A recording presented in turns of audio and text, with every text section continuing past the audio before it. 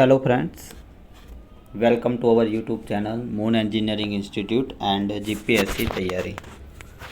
Friends, अगले video में strength of material में हमने टोटल 15 क्वेश्चन कवर किए थे और सभी एक्सप्लेन मैंने किया था वन बाय वन।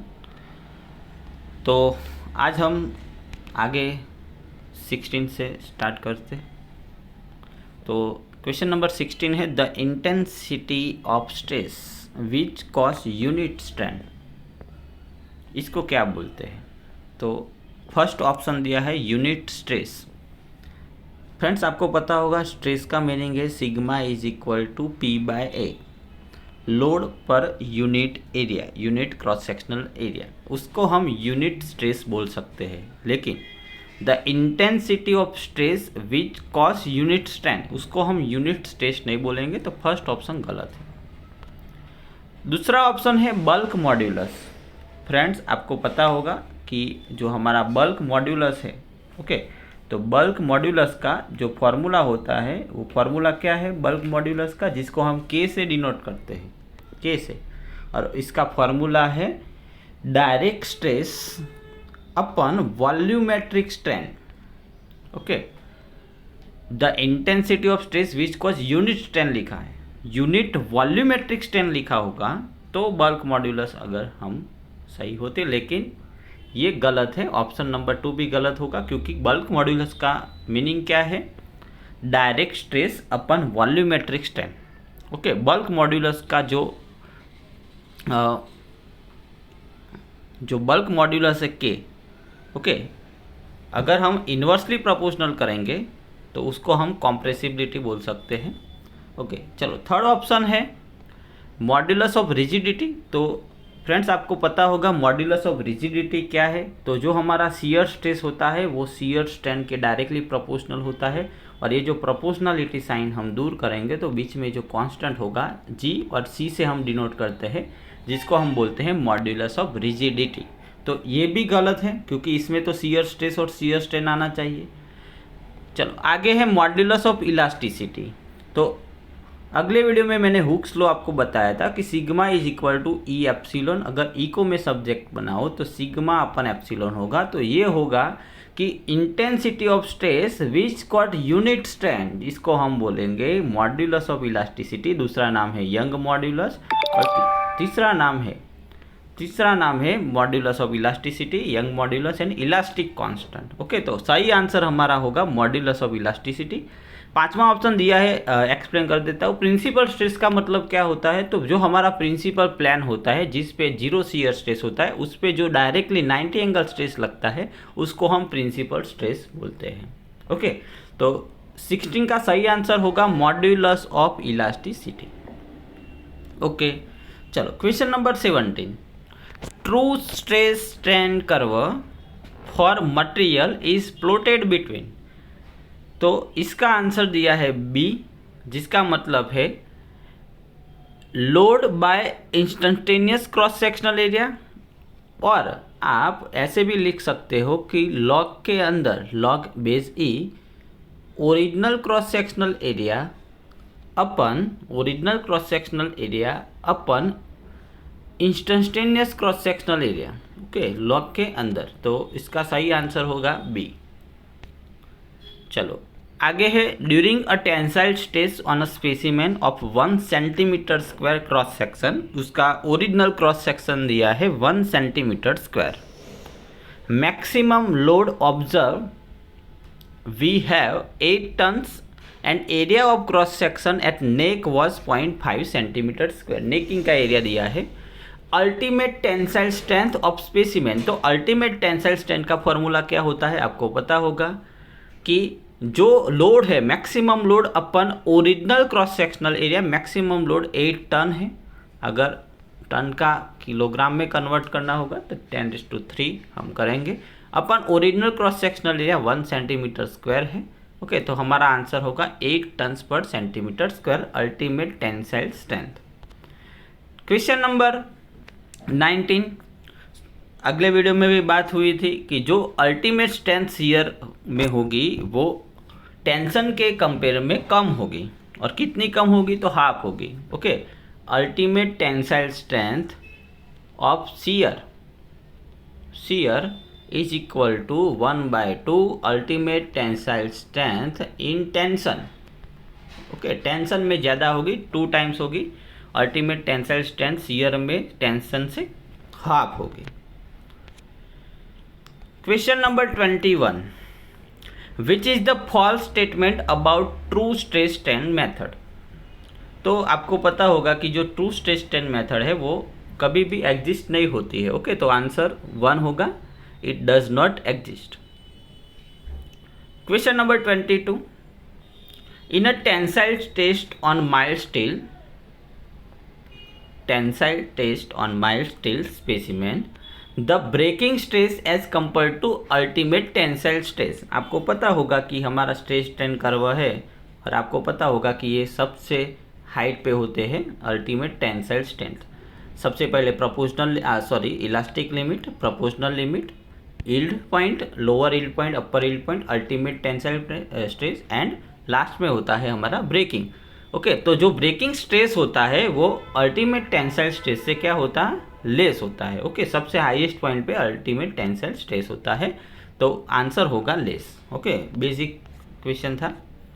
चलो question number 23, if a part is constraint to move and heated. जो हमारा पार्ट है वो मूव के लिए कंस्ट्रेंट है।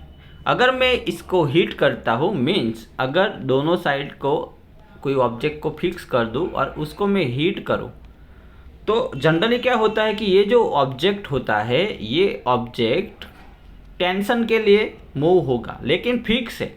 अगर फिक्स है तो क्या होगा, तो जो भी इनसाइड मटेरियल होगा वो कौन से स्ट्रेस जनरेट करेंगे, कॉम्प्रेसिव। तो हमारा आंसर होगा कॉम्प्रेसिव। ओके, अगर कंस्टेंट नहीं है तो नो शियर स्ट्रेस या नो टेंशन, नो कॉम्प्रेसिव, कोई भी टाइप का स्ट्रेस नहीं होगा। ओके, तो ये इंपॉर्टेंट बात है। इसके आगे है हमारा which of the following material is most elastic. किसकी, कौन सा मटेरियल है जो मोस्ट इलास्टिक है वो हमें बताना है इसमें। Which of the following material is most elastic. Okay, तो इसमें से सबसे जो हमारा इलास्टिक मटेरियल है वो कौन सा है, स्टील है। इसका जो इलास्टिक कांस्टेंट है वो सबसे ज़्यादा है। ओके, चलो इसके आगे 25, आगे की वीडियो में भी मैंने एक्सप्लेन किया था। The value of modulus of elasticity for mild steel, सबसे ज़्यादा 210 GPa, गीगा पास्कल। ओके, तो आंसर होगा इसका, अगर मैं MPa में कन्वर्ट करूँ तो 210 × 10⁻³ न्यूटन पर mm²। ओके, ऐसे भी लिख सकते हैं हम। अगर किलोग्राम पर सेंटीमीटर स्क्वायर में कन्वर्ट करना है तो क्या होगा, 2.1 × 10⁶ किलोग्राम पर सेंटीमीटर स्क्वायर, mm, क्योंकि 1 mm is equal to 1 centimetre is equal to 10 mm होता है। आंसर होगा हमारा बी। चलो, the value of Poisson ratio for steel is between. तो इससे पहले हम पॉइजन रेशियो क्या है वो समझ लेते हैं। आप सभी को पता होना चाहिए कि हमारा जो पॉइजन रेशियो है जिसको हम म्यू से डिनोट करते हैं, मैंने आगे भी बात की है, 1/m, जिसका फॉर्मूला है लेटरल स्ट्रेन अपन लीनियर स्ट्रेन। ओके, अगर कोई ऑब्जेक्ट को आप टेंशन से खींचते हो, स्ट्रेच करते हो, तो उसकी लेंथ इंक्रीज होगी, तो सामने इसका डायमीटर है, थिकनेस है, ब्रेथ है, विड्थ है, वो सब क्या होगा, डिक्रीज होगा। ओके, तो लेटरल स्ट्रेन अपन लीनियर स्ट्रेन, लेटरल स्ट्रेन को मैं एप्सिलॉन डैश से डिनोट करता हूँ और लीनियर को एप्सिलॉन से। ओके, तो ये रेशियो को हम बोलते हैं Poisson's ratio. Generally most of जो मटेरियल होता है जिसका पॉइजन्स रेशियो 0.25 से, जो जनरली सिविल इंजीनियर के लिए इम्पोर्टेंट है, 0.25 से 0.42 के लिमिट के बीच में होता है। ओके, और दूसरी बात यह है कि जो हमारा डक्टाइल मटेरियल होता है, ओके, इसका म्यू, डक्टाइल मटेरियल का जो म्यू पॉइजन्स रेशियो है वो ब्रिटल मटेरियल से ऑलवेजली ग्रेटर देन होता है। ये मोस्ट इम्पोर्टेंट बात है।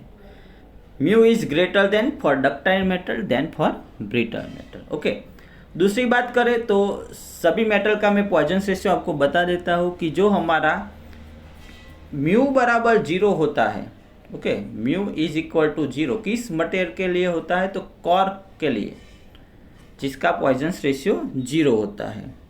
जो परफेक्टली प्लास्टिक बॉडी है, रबर है, क्ले है, पैराफिन है, जिसके लिए हमारा म्यू होता है 0.5 मैक्सिमम। ओके, कंक्रीट के लिए, तो कंक्रीट के लिए हमारा म्यू होता है 0.1 टू 0.2 के बीच में।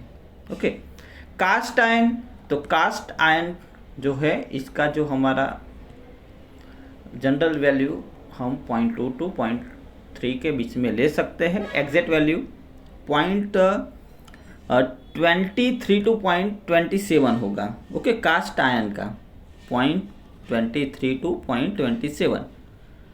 माइल्ड स्टील की एग्जैक्ट वैल्यू मैं आपको बता दूं, माइल्ड स्टील की म्यू की एग्जैक्ट वैल्यू है 286।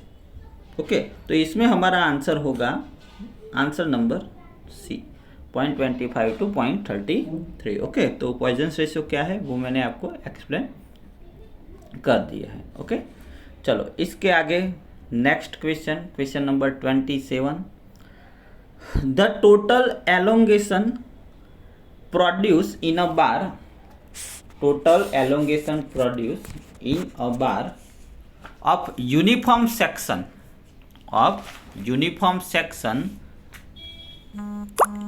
hanging vertically downwards due to its own weight, उसके सेल्फ वेट से to that produce by a weight, तो कितना होगा वो आपको बताना है।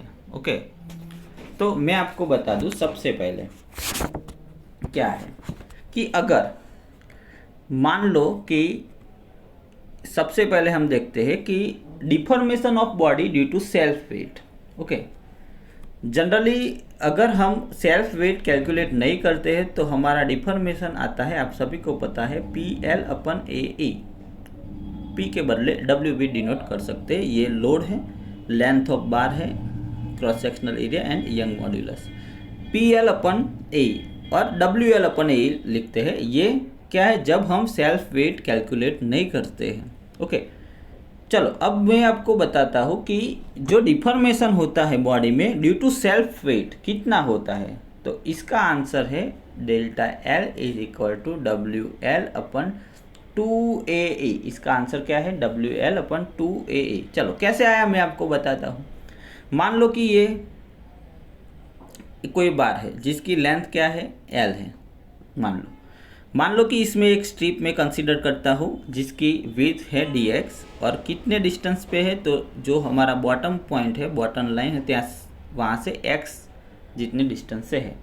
तो हमारा लोड क्या होगा स्ट्रिप के लिए, तो Px is equal to W into x, small w into x. Okay, W into x.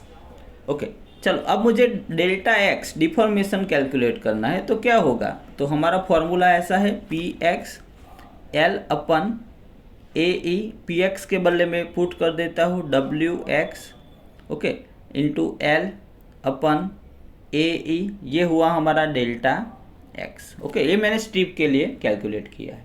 अगर मुझे टोटली लेंथ के लिए कैलकुलेट करना है तो इंटीग्रेशन करना पड़ेगा 0 टू L। किसका इंटीग्रेशन होगा, तो ये जो हमारा आंसर है Wx, ओके, L का मतलब क्या होगा, इसकी जो लेंथ है, स्ट्रिप की लेंथ है, यहाँ पे मैंने L लिखा नहीं है, स्ट्रिप की लेंथ है, dx हम लेंगे और डिनोमीटर में होगा AE। तो W/AE कांस्टेंट बाहर निकल जाएगा, x का इंटीग्रेशन होगा x²/2। अगर इसमें अपर लिमिट L पुट करेंगे तो L²/2 होगा। और W ये वेट पर यूनिट लेंथ है, means capital W is equal to W into L लिखेंगे, तो यहाँ पे डिनोमीटर में 2 बचेगा। मीन्स हमारा फाइनल आंसर सेल्फ वेट से डेल्टा L आपको मिलेगा WL/2AE। तो हमारा आंसर क्या होगा, तो आंसर बी है, देखो, half the weight of the bar apply at lower and, half होगा। ओके, ओरिजिनल अगर आप सेल्फ वेट कैलकुलेट नहीं करते हो तो इतना डिफॉर्मेशन होता है।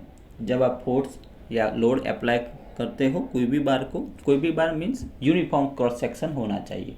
ओके, अगर हमारा cross sectional uniform tapering section है, मान लो कि ऐसा सेक्शन है, ये D1 है, ये D2 है। ओके, दोनों साइड लोड P लग रहा है टेंसाइल, तो इसका डेल्टा L कितना होगा यूनिफॉर्म टेपरिंग के लिए? तो इसका फॉर्मूला है for PL upon pi E D1 into D2। D1 means जो लार्जर डायामीटर है इसको हम D1 बोलेंगे, वहाँ पे स्ट्रेस मिनिमम लगेगा। ओके, और D2 तो मैक्सिमम स्ट्रेस लगेगा। तो ये यूनिफॉर्म टेपरिंग सेक्शन के लिए है, सर्कुलर सेक्शन के लिए यूनिफॉर्म टेपरिंग सर्कुलर सेक्शन। अगर हमारा जो क्रॉस सेक्शन है वो क्रॉस सेक्शन यूनिफॉर्म, हमारा जो क्रॉस सेक्शन है वो यूनिफॉर्म रेक्टेंगुलर सेक्शन में होता, अगर रेक्टेंगुलर सेक्शन में होता तो हमारा जो डेल्टा एल का फॉर्मूला होता वो ऐसे होता, PL upon ET A minus B into log A by B। Okay, इसका मतलब P means load, L length, E means Young modulus, T is a thickness, A and B क्या है तो A is a width at bigger end B is a width at smaller end. तो ये uniform tapering rectangular section के लिए होता है। Okay, और तीसरी बात, अगर डिफॉर्मेशन कैलकुलेट करना है, सेल्फ वेट करना है वेराइंग क्रॉस सेक्शन के लिए, अभी मैंने आपको यूनिफॉर्म जो सेक्शन था इसका मैंने बताया WL अपन 2A, लेकिन आपको ऐसे varying section, varying cross section के लिए कैलकुलेट करना है तो इसका आंसर हमारा होगा W इज इक्वल टू या delta L is equal to gamma L square upon 6E। Gamma का मतलब क्या है मैं आपको बता देता हूँ कि गामा का मतलब क्या है। Gamma is a unit weight of कौन मटेरियल। ओके, यूनिट वेट है। ओके, तो gamma into L square upon 6E। Okay, तो सभी के बारे में मैंने आपको बता दिया है। यहाँ पे क्वेश्चन पूछा है मुझे, वर्टिकली जो वेट होता है सेल्फ वेट वो प्रोड्यूस वेट से कितना होता है तो हाफ होता है। ओके, तो आंसर बी होगा। सभी के बारे में मैंने बता दिया, uniformly tapering section of circular, rectangular के लिए भी बताया मैंने। ओके, तो आंसर बी होगा, आंसर होगा हमारा B.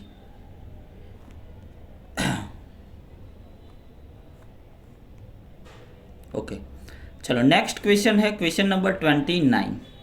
The property of a material by virtue of which a body return to its original shape after removal of the load। अगर लोड को रिमूव करे ओरिजिनल शेप में रिटर्न होते हैं तो उसको हम बोलते हैं इलास्टिसिटी। ओके, अगर रिटर्न नहीं होता है, पार्शियली रिटर्न होता है तो इलास्टोप्लास्टी, अगर रिटर्न नहीं होता है, टोटली परमानेंट डिफॉर्मेशन होता है तो प्लास्टिसिटी बोलेंगे। ओके, तो इसका आंसर आएगा, ऑप्शन नहीं दिया है, यस नेक्स्ट पेज में है, आप देख सकते हो, इलास्टिसिटी होगा। ओके,